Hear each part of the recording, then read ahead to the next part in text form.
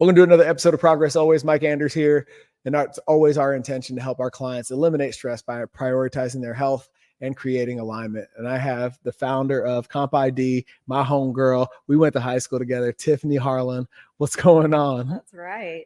2002. We're fucking old. We're getting there. Yeah. It's so funny that we're here right now doing this in person, because I literally just hit you up to get you on the show. And you're like, oh, by the way, we can just do it live in person because I'm going to be in town. Somehow you had the spidey senses out and you're like, hey, let me think about, Tiffany should be on the podcast. I'm like, I'll be there tomorrow. Let's do it. It's really serendipitous that we came together, because what you do with CompID has been so synergistic and helpful for our clients here at Next Level. And the fact that you were in just scale mode and the next best location was Scottsdale. Yeah. It's like, it was just a very natural partnership. I know. And it's been awesome. And I'm so glad that everyone's loving it and that you're able to utilize everything that we have to offer, and that we were able to open an office here in Scottsdale, although I was here for a short time period and then moved. Mm-hmm. And then, my rock star in DC was like, hey, I'll move to Scottsdale. If you want to open an office there, I'll be there. I'm like, all right, I guess we're coming back to Scottsdale. I mean, the summer heat versus an East Coast winter, I think that's a solid trade. Oh, totally. And I would definitely come back here if, people had that option, but surprise pregnancies here and there, just kind of throw things off. I want everybody to understand where you come from and how CompID came to be. Oh gosh. Well, you want the story from the very beginning? You want the story from 2014 on? Let it rip. Let it rip. All right, where I come from. So, come from a military family, same, similar to you. Yeah. We grew up military brats, moving around all over the place. Landed in Waldorf, Maryland. That's where we met. Yep. I was there in 2000 to 2002. Graduated high school together. That was a very, very cool time. Then went off, college, a couple places, and got into fitness. So I got into fitness and health and teaching classes and personal training and all that stuff. And around, had some babies in between. But then around 2014, I, was working with this medical group and had access to all of this medical type technology that they were using for the patients. And I said, hey, this technology would be cool for the outside, like for my personal training clients and for people that were members of my gym. And so I started Composition ID officially in 2014 when I spoke with one of the doctors and said, I know this equipment's super expensive, but could you let me use it in your office and test the market and bring my personal training clients in and bring other trainers and clients in that want to utilize it or that could, benefit from utilizing it. And let me just see if people are receptive to it. And so that's what I did in 2014. And I remember the summer of 2014, I was bringing in a ton of trainers and I was bringing a lot of people in this medical office. And I said, and I was running DEXA scans. So that was the primary service, right? That's the main thing that we offer. And DEXA is not new technology by any means. It's been around for a long, long time. But it's not mainstream. It wasn't mainstream then. And it's not necessarily mainstream even now, almost 10 years later. Mm-hmm. It's still, harder to get to. People are becoming more aware of it. But in 2014, no one knew what DEXA was. Yeah. Only medical professionals did. Hospitals did. Prior to DEXA, the gold standard at one point, like when I was playing in college, was hydrostatic weighing. Yeah, exactly. And that's what I had in university too. 1,000-gallon pool. Yeah. And at the time, actually, when I was first looking into it, I saw people started doing down south hydrostatic on a bus, on a mobile unit, and they started offering it through a mobile unit. So could you imagine just lugging a pool around? Yeah, lugging a hot tub, basic looking thing around on a truck in front of a CrossFit gym and dunking people. Yeah. And it's just invasive and you get the water and all this stuff. But they were doing that around that time in 2014. That was kind of the thing. So my original idea actually was to put it on a mobile bus and do it mobily. Okay. From the beginning in 2014. Right on. Yeah. Okay. So anyway, so test the market 2014 with this physician group that I was working with doing hormone optimization stuff. And and I got really good feedback. And then I started charging people for it. I put together a little website and started charging people for it. And then the doctor was like, are you going to pay me a cut? And I was like, sure, I'll give you 20%. I was like, sure, I'll pay you something like to use your equipment, your machine. So I did that. And then by the end of 2014, I was like, all right, well, I'm going to buy my own machine and put it in a gym. And I put it in a gym at that point. And then it just snowballed from there. So, DEXA was the primary service, offering it for body composition to the everyday person. That was the goal. Yeah.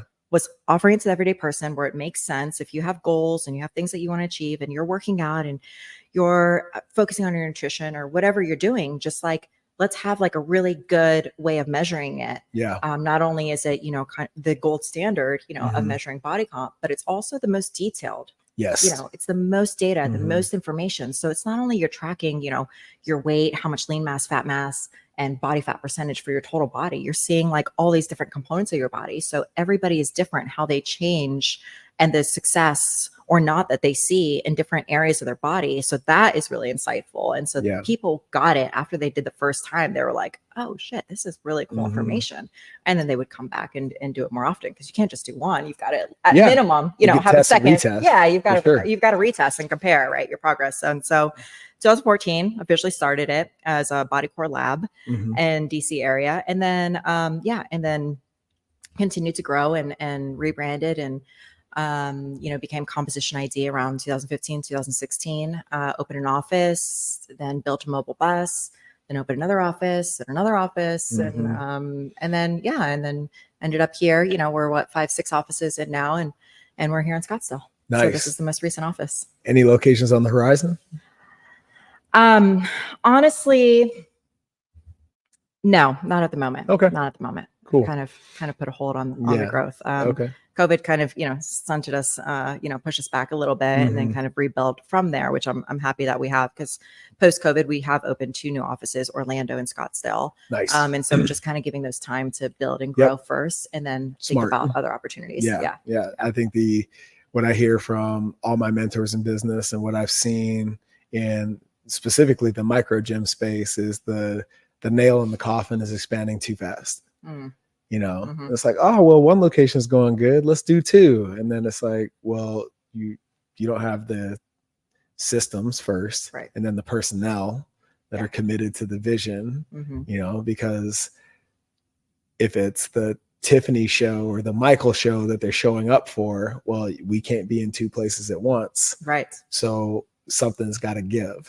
Right. So it was that way for a while. Actually, in the very beginning, it was definitely very much the Tiffany show. I was doing everything, right? At the same time, I was still working up until 2015. So I had a full-time job. You're building CompID. I'm building CompID with a full-time job with 3 kids at home too. So I've got 3 babies at the house. Holy shit. So I'm doing all of that at the same time. And then finally I'm like, something's got to give. I got to quit the full-time job. So I was managing a gym full-time in DC. Okay. I've got twins. They're by the time that I stopped working full-time for that company at the gym, gosh, that was at 2015. So they were like 5, 6, 7 years old by that time period. And the other one was about 5.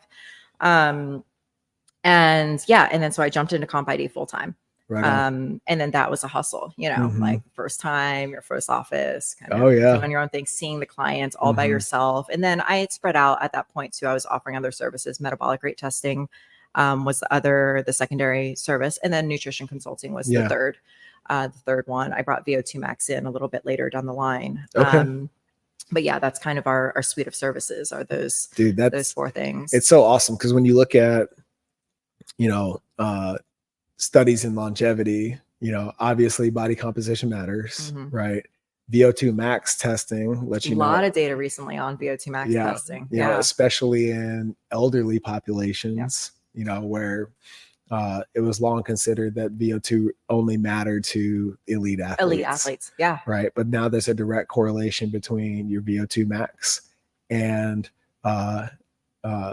all-cause mortality. Right. So there were some studies. I mean, gosh, you would know better than I would. Yeah, no. And honestly, like, I'm not as versed as I used to be in all of this. And that's another, story that we'll talk about, right? When I kind of step back from operating, running the business full time myself, and allowed my team to run the show. Yeah. Which is the point that I'm at now. But yes, VO2 Max, I still follow kind of, the big guys, and Peter Attilla's right, one of those big ones. Please tell me you read Outlive. Of course, I've got the book. Okay, I haven't gotten through the full thing though.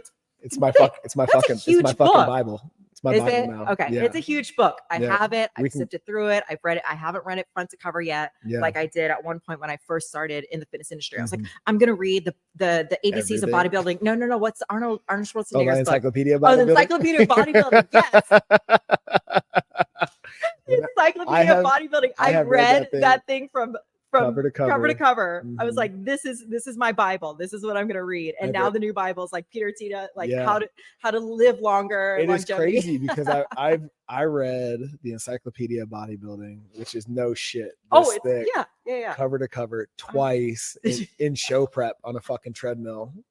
Yeah. Doing my fasted cardio. There you go. I believe that's a lot of time. And it's just like, you just have a lot of time, just you and your thoughts, you know what I'm saying? And then it's not a bad book to read while you're on there. Sure. I mean, it got me where I wanted to go. Yeah. But then after reading Outlive, it was really validating for our approach to our clients. And what I found genuinely interesting in Outlive, and he spells this out, does a really eloquent job at explaining it both at a PhD doctorate level and a third grade level. Yeah. With anecdotes and stories and all that kind of good stuff to drive the point home. And, how important, not necessarily physical fitness. This was really interesting to me, but stability, right? And being able to simply manage your balance with age, as we age, I should say, and, essentially keeping yourself in shape enough to catch yourself when you fall. Not if you fall, but when you fall. Yes. Because, beyond a certain point, the number one indicator of an earlier than it's supposed to be death is not the fall itself, but the recovery from the fall and or the subsequent surgery. Or you had to have some surgery because you broke something. Right. And now you're trying to recover from a really intense surgery. Yeah. So that's one of the tests. When I was working with this medical group, that's one of the tests that we did was actually testing balance for older adults. So we would test balance by we would have them balance on one foot. And then once they were balancing on one foot, we would have them close their eyes and we would time them how long they were able to stay on one foot with their eyes closed. Once, with your eyes open, you're standing on one foot, like you've got something you can kind of, visualize or see and keep yourself stable. But when you close your eyes, it's like a whole nother world. Like they would stop very quickly. And so based on the number of seconds they were able to hold that, it showed what their age was when it came to their balance. And most were like, 70 plus, right? Because they couldn't balance with their eyes closed. And so us as the exercise physiologists, right, working with this group, what we would teach them and tell them is that, we don't want you training in the gym with your eyes closed. Don't go to the gym. Right. That's not what this is about. Yeah. But don't forget that balance is a component of fitness. Yes. We think strength, we think endurance, we think cardio and strength, and that's it. You don't think the stretching part. You don't think about the balance component of it. So don't neglect that part of it, because as we age, right, what is a danger to us? Simple things like tripping on a curb or something. If you don't have that balance, you're down and now you've just broken something. And then when you take into account, bone density loss, right? Which the DEXA measures and we measure total body, bone density. And so osteoporosis is a huge, silent killer is what they call it. You never know, you never realize you have osteoporosis. And even DEXA is not even prescribed until people are, 60 years old plus to measure the bone density. And by that point, it's already too late. And they realize, okay, not only did I have like fragile bones, because of, life, lots of different things. And maybe I wasn't lifting. Obviously that helps to increase bone density. But now I've tripped and I've broken something and I can't recover from it. Because I didn't have the balance and I don't have the muscular strength or the endurance or the ability in my body to recover from an accident, something, so simple like that. And now you go and have this major surgery and then like Yeah. or at least your risk of death is much Sure. greater, And right? Because of that. So we would train. Yeah. I mean, we would tell people about Mhm. that, like how important balance was Sure. for sure. And then all of that is compounded by the obesity epidemic, right? Now, not only are you lacking strength, bone Mhm. density, and you're heavy, You're very heavy, right? yes. There's a component of eccentric strength that's required, you know, Mhm. when you're about to hit the ground, that if you don't have it, or you're under considerable load for your frame, Right. you know, gravity always wins. Yeah. You Yeah. know, so, you know, being able to win that battle and being aware of where you're at is an incredible tool. Right. Right. And the fact that you've brought that to mainstream, because as far as like that suite of services, DEXA, resting metabolic rate, VO2 max, there's really only two populations prior to CompID, as far as I know, that those things served. You were either really fucking sick Mhm. or you were an elite athlete. Mhm. And where it really matters is the in between. Us, the everyday people. Yeah. Right. That are just Mhm. trying to stay fit, trying to live as long as we can, and that have goals that we want to accomplish. And Mhm. again, just live a better, longer Yeah. life. And, I mean, and that's the trend, right? That's like the Mhm. cool thing right now is like everyone wants to like figure out ways, you know, to live longer and live healthier. Yeah. And this is what was really cool about Outlive Uh-huh. is his focus isn't on getting to 120 Mhm. years old. His focus is on maximizing the years that you Being have. functional up Period. until that time period comes. Yeah. Yeah. You know, because none of us make it out of this thing alive. So when that moment comes, whenever it comes, like everything up to that point, were you able to max this existence out? Right. And that's his whole thing. Right. You know. So I remember I was so inspired by one of our patients when I was working with this hormone group. And you know, don't get me wrong, like I am not against hormone optimization or any of those things. I think like do what you can, Like do what you need HRT? to do. Yeah. Okay. Testosterone replacement, Yeah. any type of hormone replacement, Mhm. therapy, peptides, you know, Yeah. a big thing. Any of those things that you can like maximize. And sure, they're elective. Insurance not going to cover, unfortunately, any of those things. But if you've got, you know, the time, the attention, the money to do it and Mhm. invest in it, then do it Yeah. because that is definitely going to help. So I remember this client coming in and he's a very prominent person in the DC area. His Mhm. name or his family name is like on a building by the White House, like that, you know, Yeah. that big. And so he was, you know, he was one of our clients and I remember him coming in and at the time, oh gosh, I don't even know how old he would be today, but okay. At the time he was probably about mid 70s. So maybe Mhm. he's in his mid 80s by now. I don't Yeah. know where he is or who he is or if Mhm. he's still alive, but at the time he was probably mid 70s and he comes in and he's been on and you know he was a little bit higher level, so he was growth hormone, testosterone, all of the bunch, but Mhm. oh, he was so functional. He was you know, he had energy, he was focused, he had muscle, he was lean, Yeah. he was active, he was doing Mhm. tennis all the time. And he came in one day for a checkup and or check-in and he was like, yeah, I had an injury in tennis and I was going to physical therapy and the physical therapist kicked me out because I recovered so quickly. Like it was so much Wow. shorter than what Yeah. they expected him to Mhm. recover in, being mid 70s. Right. And I was Mhm. like, shit, like that's amazing. Like you can imagine, you know, because like you said, these accidents and things happen as we age and as we get older, and it's the recovery part of it that Mhm. takes longer or that could take us down completely. Yeah. Right, is trying to Mhm. recover from an injury or something like that. And he was able to recover, and they kicked him out of physical therapy at 75 years old or whatever Yeah. age he was at that point, because it was like, oh, you like you bounced back and you recovered Mhm. so quickly. Go ahead, you can play tennis and you can Yeah. lift. And he did all the bunch. He was still watching his nutrition then too. Mhm. Um, I'll tell you what, man, you know, that was like amazing. having that DEXA in our arsenal is so awesome because from a practitioner standpoint, we save so much time because that thing takes in and out 30 minutes. Yeah. Right. Mhm. And it's the most accurate thing out there versus if you're really good, and I'm talking about thousands of reps of skinfold Of skinfolds, calipers, right. and even then you're You're not getting visceral fat. You're not getting bone you're still density, plus or minus plus or minus 2 to yeah. 5%, Right, depending on right. who's doing it. Sure. You know, Yeah, the leaner you are, the margins, you know, a little right. slimmer. So, you know, the fact that we're able to see get a picture, a bigger picture, a more complete picture of what's going on with our clients, right? Why, we put that you got to start with a protocol, right? And then like, that's the guess. And then you adapt, you pivot, you streamline, you optimize over time. And having that DEXA in our back pocket with CompID allows us to just make that process so much faster.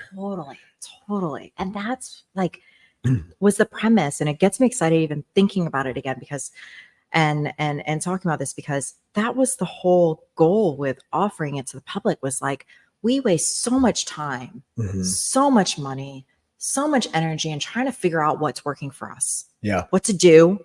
And then we do it for whatever time period. Yeah. And then what are we using? Like, we're using a scale at home, or we're thinking about, maybe our clothes fitting, or maybe we're doing photos or this, that, but we're not getting like the full spectrum of the data and what's actually, our measurements. And so sure, it's scary at first to get this many numbers on your body, but it makes so much sense once you get your baseline, right? And then do whatever you're doing. There's not necessarily one protocol that's going to work for everyone, but do whatever you're doing with whomever you're working with. Do the work, and then get remeasured.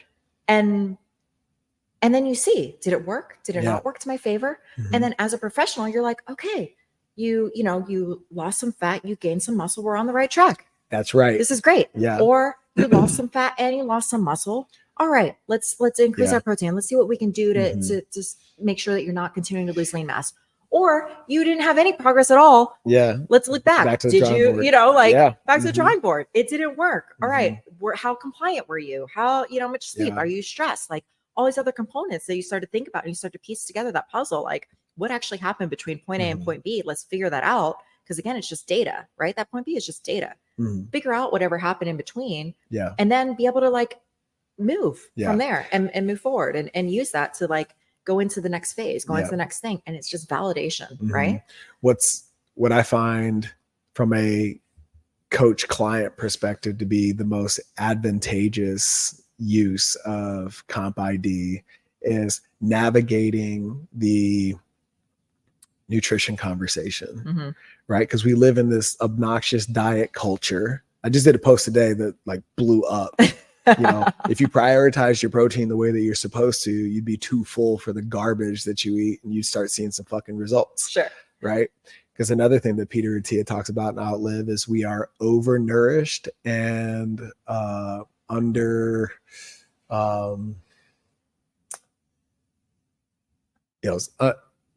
conditioned or something to that effect, where we eat too much and we don't train enough. Is essentially what he's getting at. And what's really interesting when we're shifting that perspective and we're addressing the stress with our clients at first, a lot of that is simply their relationship with food, right? And when we can get that hard data, we can overcome the fear of numbers with our clients. And then we can show them, okay, the scale is a metric. It is not the metric. And based on all of those variables, protein, caloric intake, rest and recovery, hydration, training methodology, we're able to paint that picture. It's like, well, it's doing exactly what it's supposed to do, right? Because it's counterintuitive. And also at the same time, we're so married to the number on the scale, we completely ignore the fact that our numbers in the gym or our performance is improving, our clothes are fitting better, we are standing taller, we present with more confidence, right? And then all of a sudden, the scale, so all of those things are happening, and then it's like, okay, they come in for the session and they're like, oh, the scale hasn't moved. It's like, wait a minute, we just talked about all these great things that are happening. It's like none of that shit matters because the scale hasn't moved. Well, then we show them the data. It's like, well, you're adding muscle, and this, everybody's fucking different. Some people are going to lose fat first prior to putting on muscle. And then others are going to put on muscle first before their metabolism kicks in and they start burning fat. Are they going to do both at the same time and their scale is never going to change? Right. I went through a time period where I did a test on myself and I didn't lose weight at all, but I had like lost 5 pounds of fat and gained 5 pounds of muscle. Okay, cool. Right. The scale's not going to tell me that. Exactly. But my body comp changed and I had positive progress. Right. And then on the same, you know, like in that same theme, one time I was like super stressed and not working out as much and not eating as much. And I dropped 10 pounds and I'm like, oh, I feel good. Like I dropped 10 pounds, you know, my clothes are fitting, you know, I was wearing a little bit smaller size, but then I was just like, I had lost all my lean muscle. I lost 10 pounds of lean muscle. So actually my body fat went up. Yeah. But because I lost 10 total pounds, I actually was feeling smaller, but then I was like more skinny fat than I was to begin with. Yep. And actually that was more detrimental to my health for sure at the time, was losing 10 pounds of lean muscle, because then what happens then? Then your metabolism decreases. And then when you start eating again, because I wasn't eating that much at the time, you start eating again, you gain back fat very quickly because your metabolism would decrease. And then I start eating normal portions again. And then all of a sudden I'm gaining weight, right? That's such a bad cycle. So obviously I've been doing this for a long time. So I've even tested myself multiple times. I'm a serial, you know, I used to be a serial program hopper and like, let me use myself as a guinea pig for this and that, and figuring out what works. And sometimes that's what it takes, right? Is that trial and error for someone. And I think I'm all for trial and error for anybody. Like, I wish more people would embrace that. You. You know what I mean? Because it's like, it doesn't need to be one thing, one prescription. Right. And that's what you guys do too. It's like you customize it based. You don't have one formula that's like everyone has to follow this, because that doesn't work at the end of the day. That's not sustainable. It's not long term. And that's what people see, I think, in a lot of this diet culture. Yeah. Right. You think I need to be in this box and I need to follow this thing this way. But then when you get off track, what happens? You don't know what to do with yourself, or you start gaining weight all of a sudden. Like, oh, fuck. Exactly. That doesn't work. How do I live life this way? Right. What's also interesting is like, you know, coming back to that diet culture thing, like these extreme weight loss methodologies, you know, what's the new one out? What's the big craze right now? Atilla. We actually we work with a lot of veterans and active duty military personnel as well. And even in military medicine, they're trying to solve these problems for unfit. Right. By having some prescription, just like, just do this. Just take a pill. Right. They try to make a simple spot. Right. The one I just got hip to was phentamine. Oh, that's an old one though. Yeah. You just like, it's the pH that's a stimulant. Yeah. No, the newest one is the Ozempic stuff, but Ozempic, that's the one. Yeah. And going back to Peter Atilla, man, I'm telling you, Outlive's my new Bible. He talks about how in those extreme caloric deficit programs, 2/3 of the weight lost is lean tissue. Okay. Let me be super transparent. Yeah. Right. I don't know that I've ever like really talked about or told anyone about this, but I needed some help after my last pregnancy. I mean, you know, I was here when I got pregnant. Super surprised. We were crushing it. Right? We were training. And then I went off to Mexico for the summer and gained a shitload of weight because I was like, let myself go afterwards because I didn't train anymore after we were training together. I gained 60 pounds in that pregnancy. I gained a lot of weight. And it was a combination of a lot of things, combination of, you know, psychological things, kind of giving up. And it was a surprise, you know, it was 11 years between my, you know, youngest at the time and this baby. Like, it's big, you know, it was a big change. She's beautiful, by the way. So, and she's amazing. Yeah. She's turning 2 this week, actually. She'll be 2 on Friday. Oh, shit. Yeah. You've been gone that long? I know. We miss you around here. I know. I miss it. But now I come back often. Well, now you have your spidey senses, so you know every time that I come back. I know. I can feel it. Tiffany must be on the way. It's been a couple months. All right, Tiffany's coming back. So bouncing back. So all right, so bouncing back. So after I had her, gosh, I felt disgusting and gross. Honestly, I felt horrible. At her, I was off. You know, I had derailed everything. And right before her, I had gotten in the best shape of my life and I was feeling so good.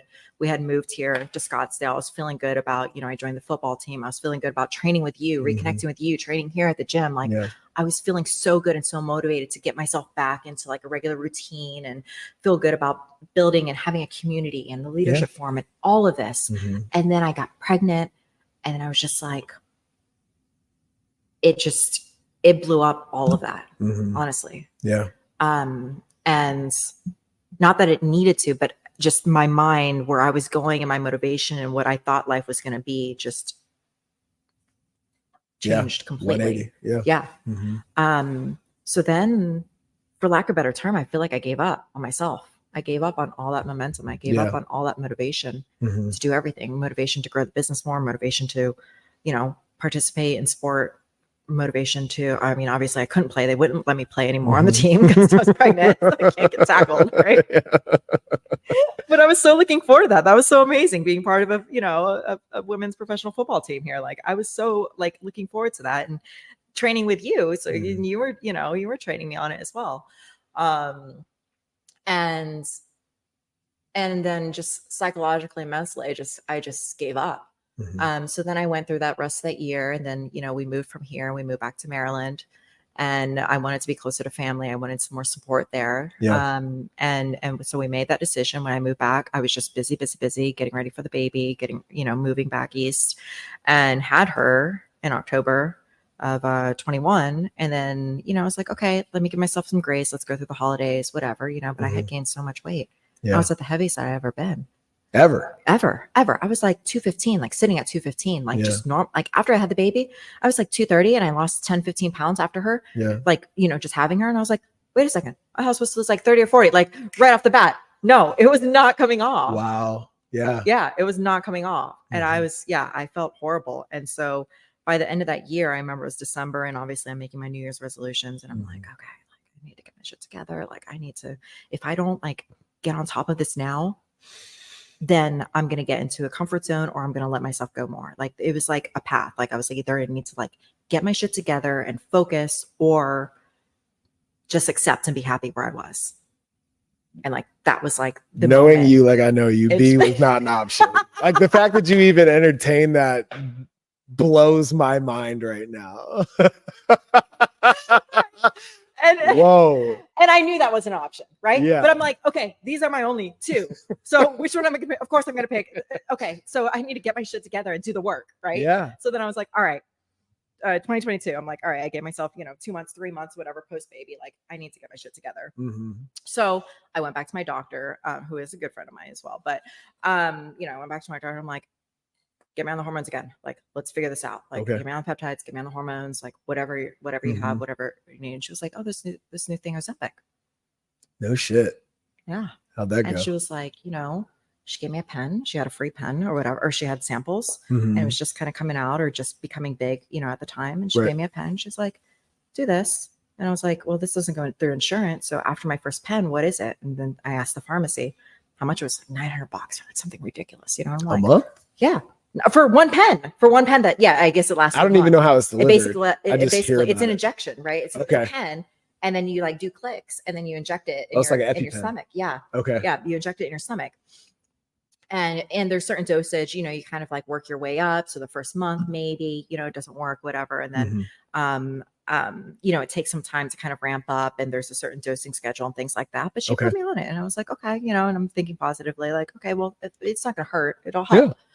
Right. And then I started reading more and researching. I just trusted her. I was like, I didn't really know that much about it at the time, but it suppresses your appetite, kind of slows digestion, things like that, so that you don't overeat, you don't eat as much. And a lot of people suppresses your ghrelin. Yes. And what's your appetite suppressant hormone? Yeah, ghrelin. Exactly. That's it. Yeah, like your hunger signal. Your hunger signal. Okay. Yeah. But it also slows like the actual emptying of your stomach, like so that you feel full longer. Oh shit. So you can't actually like eat more or overeat because you just feel full and you're like, okay, I'm done. And if you feel so full, sometimes people feel nauseous. Right. So if they overeat, they would like throw up or they'd feel super nauseous. So it would like prohibit them from actually overeating, and it would suppress that. Two things. So for me, it didn't do that. I could still eat as much, whatever. But for me, I definitely noticed I noticed a mental shift as far as like being indifferent towards food. So I noticed a psychological component to it right on. This is a problem. Me knowing then this is a problem, right? Because a lot of people then they just stop eating, right? Or they eat very, very little because they're not thinking about food and they're not hungry. Can you imagine if you didn't come out of this industry, like if you weren't aware of what's going on in real time? And that's the exact point that I'm making, is that a lot of people that are using this are using it in the wrong way, or not being trained in the right way, or not being taught, whatever it is, they're not being educated on the right way to utilize something like this. Right. They're being prescribed as a quick fix. They're losing a ton of weight. Everybody wants to get on it. And then it's that's how it's working and snowballing. Yeah. So I did it, and knowing what I know, I was like, well, I can't starve myself. Right. Sure, I'm going to lose weight, but I'm going to actually use it to my benefit and say, okay, I'm not thinking about food. I'm not overeating. Let me eat healthier. Healthy. I hate the term healthy. Yeah. Sorry. Let me eat in a way where I'm actually, you know, tracking my food. And then I started working with my coach, who I love, and he's amazing. And I said, you know, prescribing my meals, like, let's do, you know, this one-on-one coaching again. And so then I started working with him. And so I knew I was eating enough protein. I was eating like, you know, usually the diet's more of like a lower fat, high protein type diet, kind of moderate carbs. And I was just following my meal plans and doing that. And I was losing weight, and I was losing fat, and I wasn't losing lean muscle.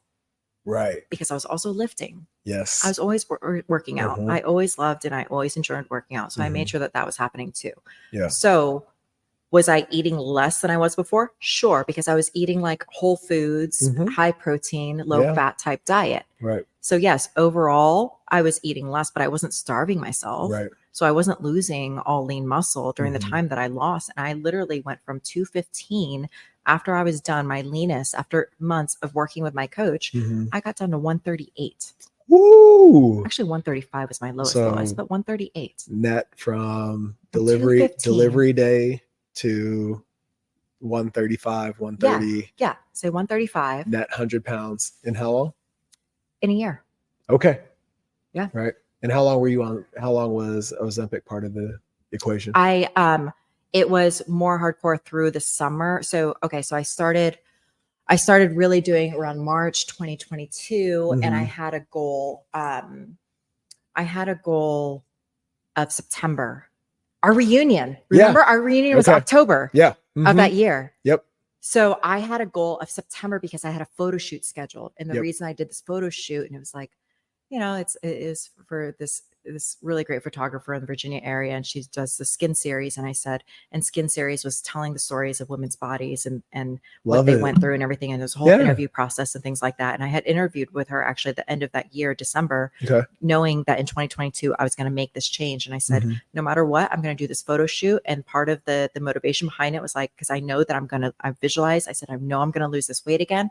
I want to feel the best that I'm going to feel. But wherever I'm at, by the time it's September, that's the point that I'm going to accept where my body is, because I know I will have known that I put in the work at least to get there. And that would have been the almost 1 year mark of having Lucia, of my baby. So I was like, okay, let me give myself time. Let me get to that 1 year mark basically with her. And I was like, I know it's achievable. I know it's attainable. Like, you know, obviously I know being in the industry, like it wasn't outside of what I could accomplish and do. Realistic. And I didn't get to 135 by that point, but my goal at that point was like 155. Like I wanted to get 155, 215 to 155 within that, you know, March time period down to September, the end of September. Okay. And I did it. And I did it through, you know, obviously watching my nutrition, you know, eating in a way that was conducive to losing body fat. I lifted, I worked out very regularly. I actually didn't do that much cardio at all. I just focused on weight training. Crazy, right? I obviously, you know, and I was losing weight on a regular basis. I even went on vacations and things through the summer, and I was still, you know, dropping weight. And so by the end of September, I did that photo shoot feeling amazing and comfortable and confident in my body. Great. And that was the main thing. Yeah. And then a couple of weeks later was our reunion. I said, I want to feel good for our 20-year high school reunion. Oh, yeah. Yeah. I said, I want to feel good for that as well. And so that was, you know, that was part of it. And so by that point, going back to, you know, the medication. So, I was on Ozempic for that period of time, continued to be on that period of time, and kind of like once a week. So around 6 months or so. And then I started doing kind of maintenance doses for a few months after that, where I would just kind of like do a once a week kind of maintenance thing. So I didn't want to fall back. But again, for me, I think it was more of a psychological thing. So I continued to work after our reunion. So I was like, okay, I was feeling good and where I was. So I was like, let me see how to take it to the next level. Yeah. So then I took it to the next level, and I still lost another 20 pounds. I got to 18% body fat was the lowest that I got. And that was earlier this year in 2023. So tell me about, here's my concern with the whole thing. You seem to have managed to put yourself into a very sophisticated protocol where you did the thing, you got to where you wanted to go, and you weaned yourself off. and along the way reframed and reshifted your habits and your behaviors to be in alignment with that 18% lifestyle. Yep. Right. We just had a conversation today with a client who is in danger of being a non-promote. She's active duty military and is overweight. The doctor says, hey, take this phentamine and it's really about it, you know? And they really don't, they don't give them a protocol. So they don't tell them what you should do, how to maximize actually being on it. What that empowers is a reliance upon the medication. The medication, as opposed to, okay, at a certain point, my metabolism should have kicked back on. I'm lifting, I'm eating correctly for where I'm trying to go, all those things, so that when the medication goes away, I'm no longer reliant upon it and I have the tools to move it forward. Since you're side by side, the medical side of things, why is that not happening? It's the education of it. Why is your process not normal? Because I know better. Because I know so much about nutrition, exercise, and I know better to not just depend on one thing and think that that's the quick fix and that's the work, but that's not majority of our population. You know? The majority of our population with anything, again, going back to diet culture, is like, we want the quick fix. So this is the fix right now. It's the phentermine, it's the Ozempic, it's the Mounjaros, it's everything's a quick fix like that. Okay, that's going to solve my problem. I don't need to do anything else. All I need to do is take this medication and it's just magically going to make me not eat. And because I'm not eating, I'm going to lose a lot of weight and I'm going to feel good now because I've lost all this weight. But then what happens when you get off it? Right. You didn't actually develop the skills and the habits necessary to really maintain haven't changed shit where you were. So going back to your point, I'm not on it anymore, but I've been able to maintain. And because I did use it as a tool, and that's the key. And I think I like the way that you use that and you framed it as a tool, because that's exactly what it is. It's not the thing. It's not the magic pill. It's literally a tool, and you have to know how to piece. And I actually commented, I think it was one of Peter Atilla things too, or one of those that showed a study on Ozempic and this and that. And I actually commented and I said, I did it and I maintained my lean muscle. Yeah. And I lost 40 pounds. And at that point, 40 pounds of straight fat validated by DEXA. Yeah. And I was like, because I just ate a lean high protein diet. I worked out and lifted the whole time to make sure that I was maintaining my muscle, eating enough protein. Right. And I use that as a tool to just psychologically, I wasn't overeating. I wasn't craving other foods. And I was like, okay, so now I'm used to eating these whole foods and I'm used to eating basic, relatively basic things, but within, I was used to moderating things and continuing my training. And that's what worked to actually shape my body composition and also my mind. And then by that point, I did it so long, month over month, that I knew how to maintain and I knew what my body liked and didn't like by that time period. So once I got off it, it was very easy to just keep that maintenance. I mean, okay, since my lowest earlier this year, I'm an extra 10 pounds up. So now I'm at 145 or so. But again, still like I maintain, now I do life. Yeah. So before I wasn't drinking, I wasn't eating whatever I want, whatever. And now like I focus and I know my day needs to be protein focused. So I prioritize that first. Yeah. I know that if I'm going to drink or have a heavier meal in the evening, I try to, slim it down earlier in the day. Yep. Right. Like I know these kind of things and I do these internal hacks because I know just not to overeat all the time. Yeah. And I always am consistent with my training with as much travel as I do and as much movement and everything. Like my training does not stop no matter what. And my training prioritizes heavy lifting and doesn't prioritize cardio. If I can get cardio in, then that's great. But if not, it doesn't matter. If I've only got time for lifting, then that's what I do. Yeah. And I listened to your postpartum journey and it's very akin to show prep in bodybuilding. It really is. Right. When you talk about, well, since I do life now, I'm up another 10 pounds, what I tell my competitors is where I feel like you could sustainably live like that lean lifestyle, still go out, have a drink or two, is about 8 to 10 weeks out from the show. You still look great, you feel great, and you can still eat all the things that you want. Right. You know, moderate with, you know, treats and shit in moderation, and keep alcohol introduced into your lifestyle. Right. Right. You can do that. Yeah. You know, that's interesting. That's just kind of a natural. Yeah. It makes so much sense. So, shoulder veins and all that shit. Anything beyond 8 to 10 weeks, depending on the individual, you start to creep into the realm of unsustainable, right? Because now it's too strict to maintain without locking yourself in a room, you know, right, and like becoming a hermit. Yeah. You know, so take into consideration our necessity for connection and being able to be around friends and family and indulge without feeling guilty, right? It like that's where you're at now. Right. Exactly. Right? And I knew that it took some sacrifice, right? Like you pushed in it the beginning. And I think, and I'm all for this with a lot of people, especially starting programs, is like, yes, I'm such like an all or nothing attitude. And I know it's really bad, but especially in the beginning, it's really motivating. It's really nice to see success in the beginning. Like you want to feel that and you want to have that momentum and like keep going. And so I'm all for like, yes, see that success, sacrifice, right? Say no to the dinners out, say no to the alcohol and all this stuff.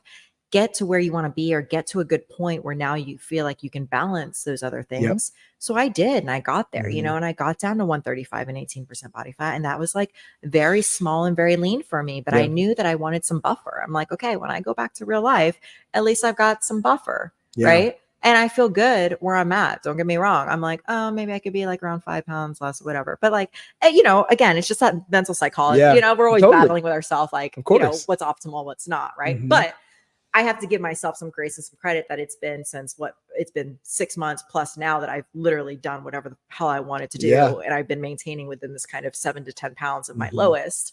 And I eat out, I drink, I go, you know, and I do what I want in moderation, and I continue to train, and I've been able to kind of maintain this lifestyle. And so it feels good, and it feels super empowering being at this place now. Yeah. But not to say it didn't take work. Sure.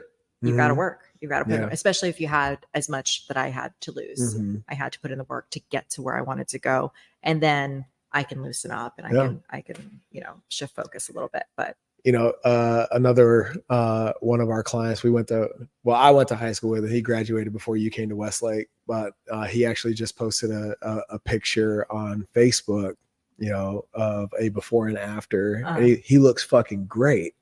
And you know, I chimed in the comments, and I was like, this is before and forever. Yeah. You know, that's what we're after. You know what I'm saying? Is, you know, we're going to install these habits, these behaviors, this lifestyle realignment so that wherever it is you're trying to go, we can get you there and you can stay there. Yeah. You know, we're not in the business of, you know, getting hot for the wedding or hot girl summer or whatever. It's like, why can't you just be hot and feel good in your own skin all day, every day? All day, every day. It's not fucking and impossible. Just sit in that and feel like, oh shit, I feel good. Like I never want to go back. And that's like that, you know, personally, that's like the mindset and the position that I'm in. I'm like, I feel like I lost it. I gained it. And then now I've lost it again. I'm like, I don't want to go through a year. I don't want to do that freaking work again. And like hustle and just like, you know, grind that much again. Like, I just want to maintain life now. And so here's a question for you. For people that don't have our education and experience, and people that don't necessarily have the means, right? Let's just call it what it is. Have the means to invest in coaching and nutrition protocols and monthly DEXAs and like all the things, right? What's your advice for somebody who knows nothing about nothing and just knows where they are could be a whole lot fucking better? There's so much information out there online now. It's just a matter of finding, right, the right ones to kind of follow and stand behind. But in my perspective, and I'm sure you can agree, you know, Peter Atilla being a big one, Huberman being a big one, Lane Norton is a great one. Oh gosh, there's another guy out of Florida too that's really, really good. Cressy. Research based. No, oh gosh, I can't think of his name right now. But there are some really, really good people to follow that have studies and that literally like don't prescribe to any bullshit. They're just like, these are the basics. This is what it is. And at the end of the day, I think what's proven is prioritize strength training, prioritize protein in your diet, watch your caloric intake, don't overeat. So if you need to track at first, then track, see how much you're eating, because people overestimate, very naturally, or underestimate how much they're eating. And, and if you can, like you said, if you do have the means, a coach always helps. So working with you guys or working with whomever. Nowadays, there's so many coaches out there, and you have to be mindful of who you choose and what they prescribe to. Yeah. But I would say stay away from the zealots, like the ones that are just like gung ho about any one particular thing. Thank you. Like that's the key, is just don't go for one that's just like preaching one specific thing, because then okay, that's a red flag. Yeah. Right. Expand on that. Yeah. Expand on that. Kind of follow, a few good people. Dive into that, because that's something that I wholeheartedly believe in. That if you're married to your dogma, you're inhibiting your ability to operate from a place of principle. Yeah. Right. So when you say a red flag is, a zealot or somebody that is wholeheartedly invested in one specific protocol, why is that dangerous? It's dangerous because then you don't think for yourself. You never actually learn anything. You're just being told what to do. And then what happens when that person leads you either down the wrong path, because you're so entrusted in them that you're going to follow whatever they do, whatever they prescribe, or what happens when like they're not there anymore. But I think the main thing is just giving false information, actually, then going down the wrong path of what's actually, beneficial to yourself and your health, and then not actually learning anything at the end of the day. So I think we all need to be educated on these things. And the only way that we can really be like holistically educated is understanding that there are lots of people with different point of views, and finding the ones that are, that don't have one particular set point of view, but you can view them and you can follow them and see them, but understand that's not the end all be all. Right. Just keep that in mind, and look at everything. Right. And it's the same thing with anything in life, right? With news, with anything. It's just like, don't prescribe to any one thing. Just keep your mind open that there are other ways and other resources and other people out there that will give you really good information. And at the end of the day, when it comes to nutrition, exercise, there's so much like science-based stuff out there, but even that is sometimes tough to sift through. Yeah. The metadata, I like Lane Norton's approach in terms of if there's anything that could be subscribed to, it's based on metadata, which is a compilation of all the research on a particular thing. Right. Because you can have one study that tells you X, Y, and Z that was super successful in one particular thing, but and this is what happens. It's like, because this study, and then that's what's marketed, and that's what's like touted out there, is because one study proved one thing. Yeah. With however the study was put together. So I mean, as much as research-based things that you can get a hold of and read and be exposed to is good. And again, that's kind of those big names that are out there now. That's awesome. That's awesome. I am so grateful that you showed up almost on call. But it was totally on call. You're like, serendipity is the thing. Podcast. I was like, I'll be there tomorrow. And I really appreciate just your perspective and your outlook, and the validity that you bring to the equation with all that's offered through CompID. And that being said, I know you got multiple locations and all that, and for the fortunate few as you continue to scale, but for the here and now, where can everybody find you in CompID? Well, the website's compositionid.com. Our Instagram, our main Instagram is compositionid, or composition_ID. Oh my gosh. Underscore. Yeah. It's _ID. And then we have locational ones, but you can find that off of our main composition_ID.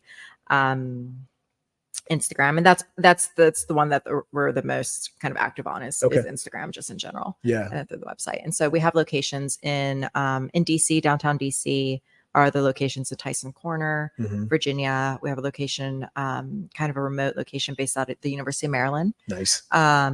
We've got a mobile bus around the DC, Maryland area that sees primarily a lot of the sports teams. So we go out with the mobile bus. We've got a DEXA installed on the mobile bus. And we see it's the Washington Caps regularly. We see the Wizards regularly, the Mystics, Georgetown University, a couple other universities. But we also see CrossFit gyms and other providers around the area. And then we've got a location in Orlando. I've got a licensee out in Houston that's still operating. And then we've got this one here in Scottsdale. So we've got kind of a mix of locations around. I love it. Yeah. Well, I wish you nothing but success as you continue to scale and build more locations. I'm excited to watch the growth. It's been really cool to see from afar, and having you in our backyard from time to time and supporting Next Level and our clients has been extremely powerful. So thank you. I love that you're here and that you're in this industry and that we have all of this in common, being us military brats connecting in high school and it's reconnecting now, and just being able to share all this cool knowledge and universe, everything. Man. Yeah, I know. It is. See, syncs up. That's it. So for everybody out there listening, take a look at the show notes. We got some really cool sponsorships, sponsors, and partners supporting Progress Always and Next Level. So take advantage of what's available there. And remember, if you want progress always, you just got to do 3 things: keep your promises, do hard things, and make yourself proud. Until next time, progress always.